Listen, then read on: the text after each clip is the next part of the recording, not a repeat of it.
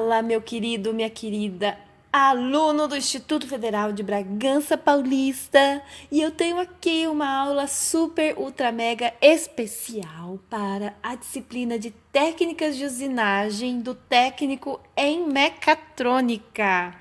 E no tópico 4 de hoje, neste vídeo, nós teremos mecânica e força na formação de cavacos.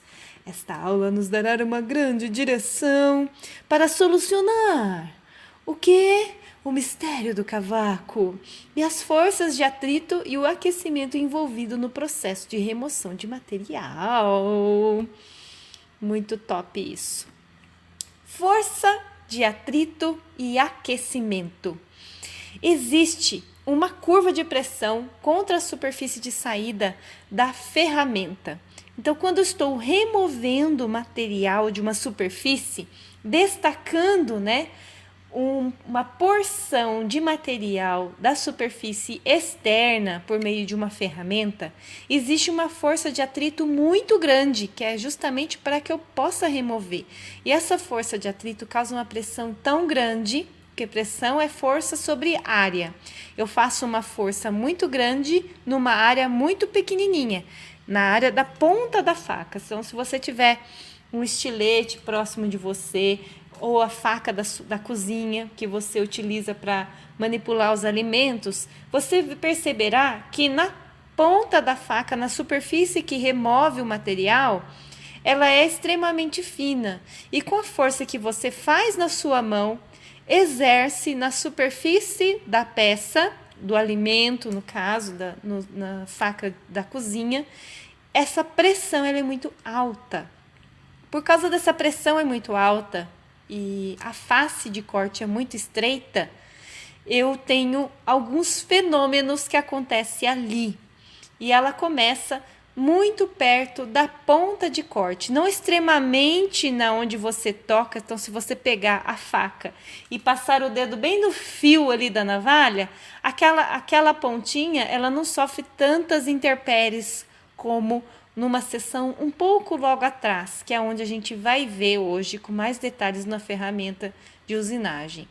Então, é um ponto atrás dessa aresta de corte e vai diminuindo essa pressão até o limite de contato entre o cavaco e a cunha de corte. E a escolha certa vai depender de dois parâmetros: velocidade de corte e velocidade de avanço. Então, na medida com que a faca desliza sobre uma peça de carne, vamos fazer um churrascão maravilhoso na casa da Pro. E aí eu comprei uma peça de carne inteira e nós vamos cortar ela nas frações corretas, para todo mundo poder comer com fartura aqui. E aí o que eu vou fazer? A faca, ao mesmo tempo, ela tem uma velocidade de penetração, ela tem uma velocidade de avanço, que eu faço movimentos progressivos assim de serra, Vai para frente, vai para trás, na medida que desliza para frente, ela desce também.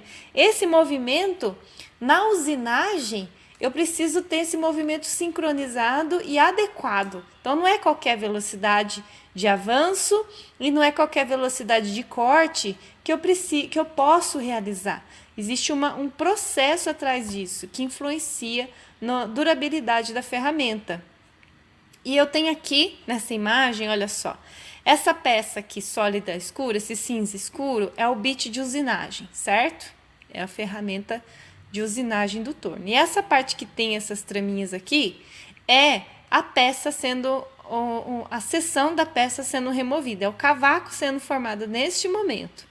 Então, bem na pontinha, o desgaste, a pressão, ela é menor. E ela, como que acontece aqui?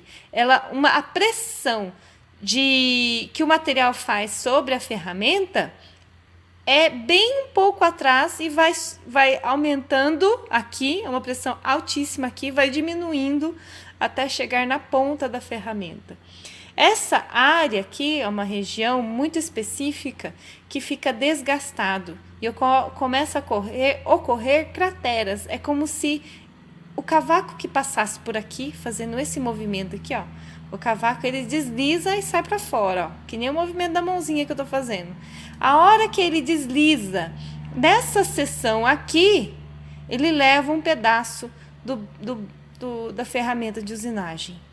Olha, a hora que ele passa aqui, ele arranca um pedacinho, porque a pressão de contato aqui é tão alta que ele forma uma cratera aqui, de acordo com a frequência de uso.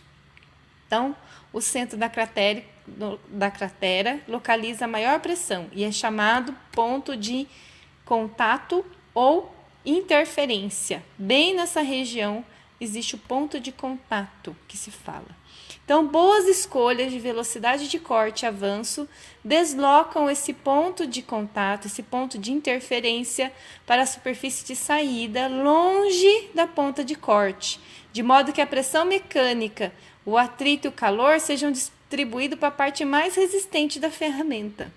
Então, se a pressão está localizada nessa região, olha quanto material atrás da ferramenta eu tenho para receber essa pressão toda que está chegando, certo? Se a pressão for localizada bem na pontinha, olha como a quantidade de material é bem menor para suportar a pressão. Por isso que às vezes a ponta da ferramenta quebra durante a usinagem, por causa justamente dessa modificação do ponto de contato. Parâmetros ideais mudam esse ponto de contato mais para dentro da ferramenta e parâmetros errados, equivocados, deslocam essa pressão para a ponta aqui, ó, certo?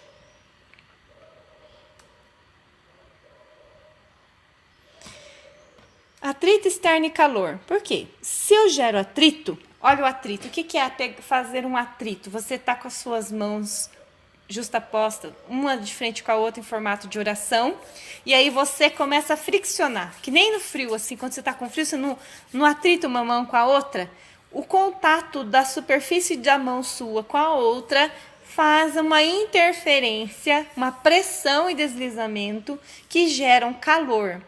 Se esse movimento não for realizado com refrigeração ou com uma velocidade alta, o aquecimento é inevitável.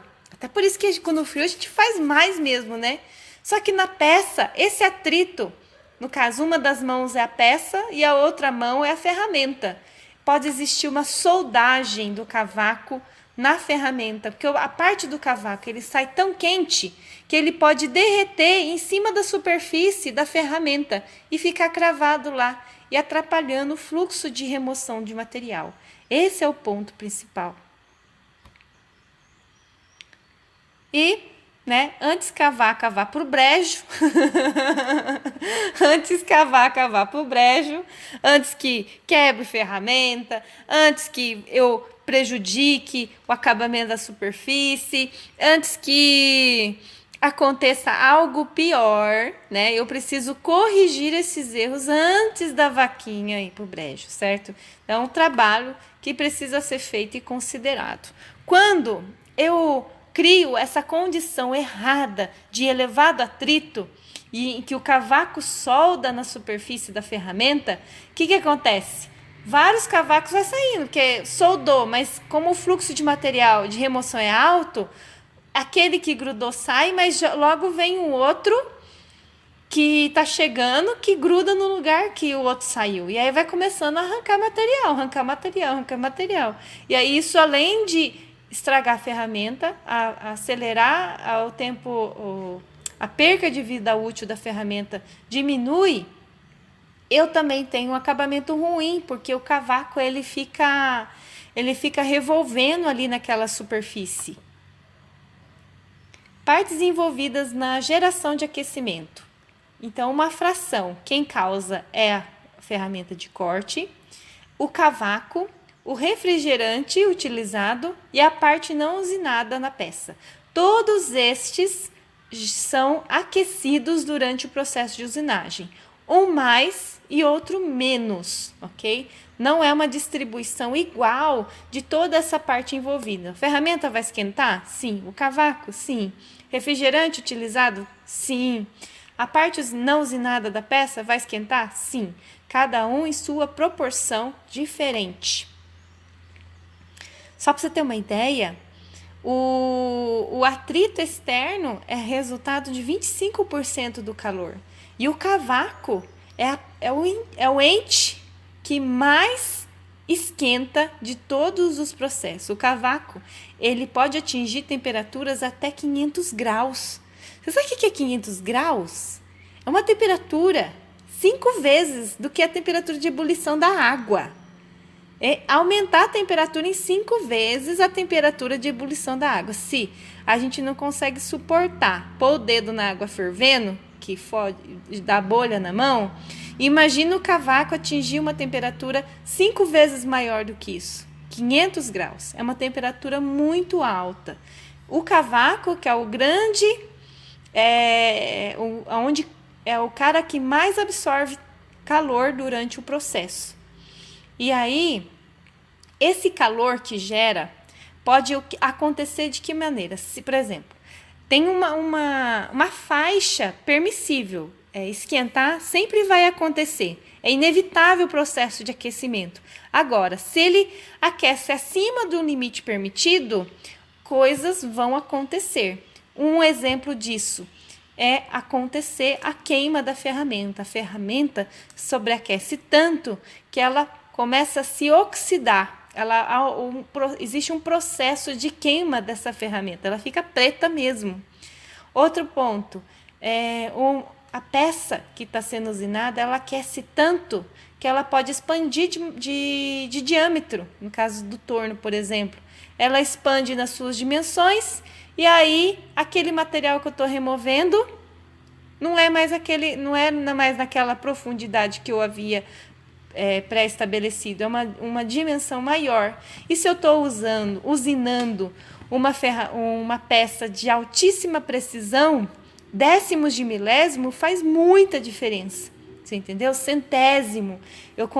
Existem variações na usinagem somente pelo aquecimento. E, dependendo da composição química da peça, eu posso ter um endurecimento da superfície dessa peça. Existe uma migração do carbono para dentro da matriz, variar a dureza ao longo da seção transversal, a parte externa mais dura, a parte interna mais mole, um monte de fator que prejudica por causa do aquecimento. Olha só, nesse exemplo eu estou usinando um aço, certo? Com uma velocidade de 60 metros por minuto e a espessura do cavaco é de 0,32 milímetros. Nessa condição aqui, em que o material está sofrendo uma pressão de 850 newton-milímetros quadrados, força sobre área, ok? Está recebendo uma pressão nesse nível. Tá vendo? A peça está aqui, nessa linha tracejada é a parte removida, o amarelinho é o cavaco. 75% do calor gerado o cavaco absorve, 18% a ferramenta absorve e 5% é a peça. Tá vendo como que acontece a distribuição?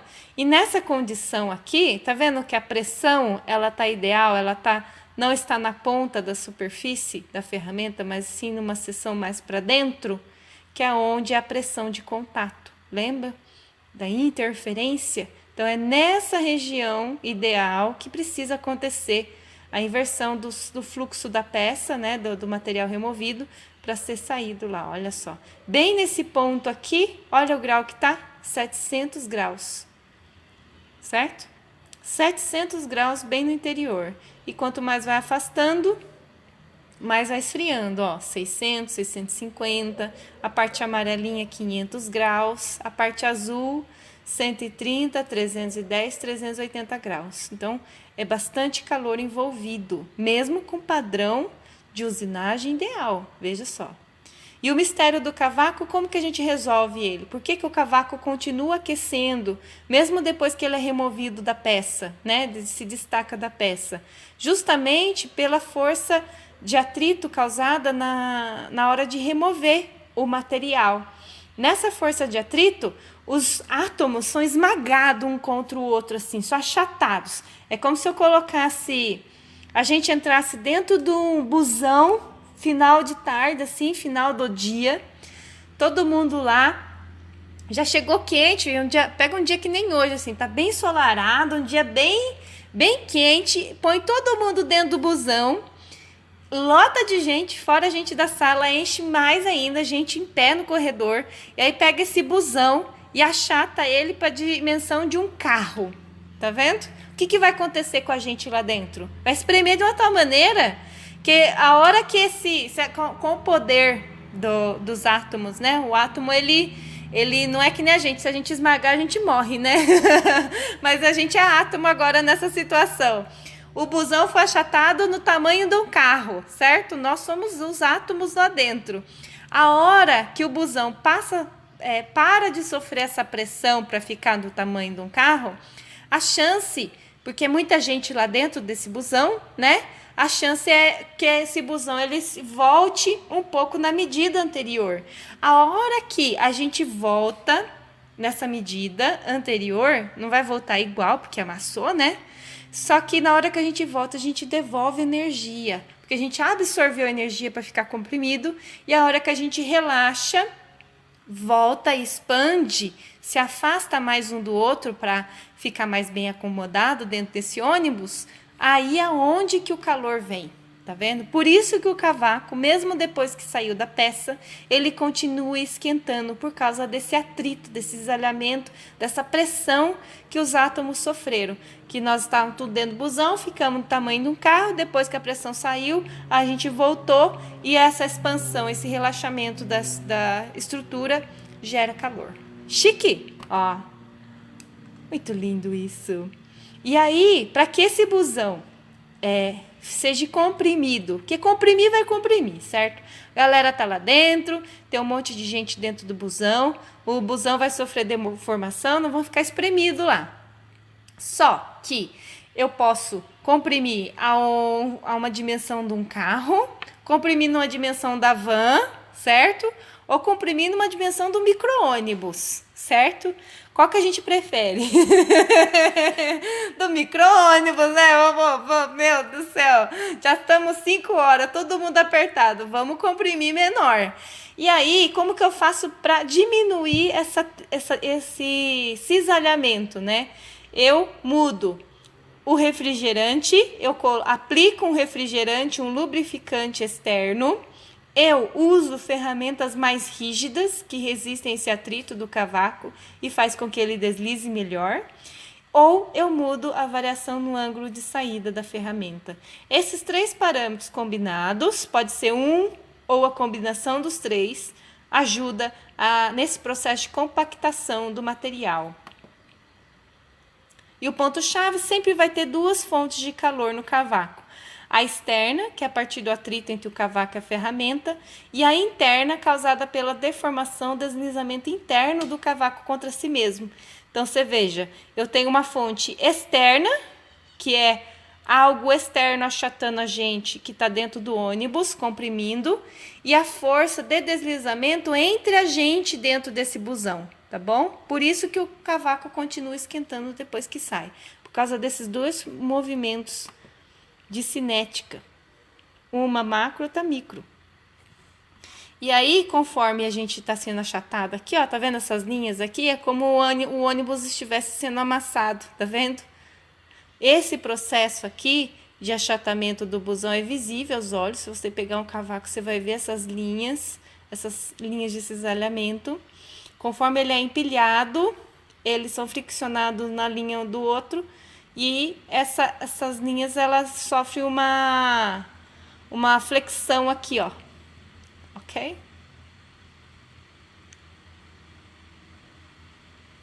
Olha só que lindo. Tem um vídeo que a gente vai ver. Deixa eu ver se roda. Aqui ele não roda porque tá no PowerPoint. Assim que a gente finalizar essa apresentação, a gente vê com detalhes essa remoção. O que eu tinha para falar é isso. Um beijo no coração. Vá para a atividade realizar no Moodle para você ficar com nota na nossa matéria e presença. Beijo no coração e tchau, tchau!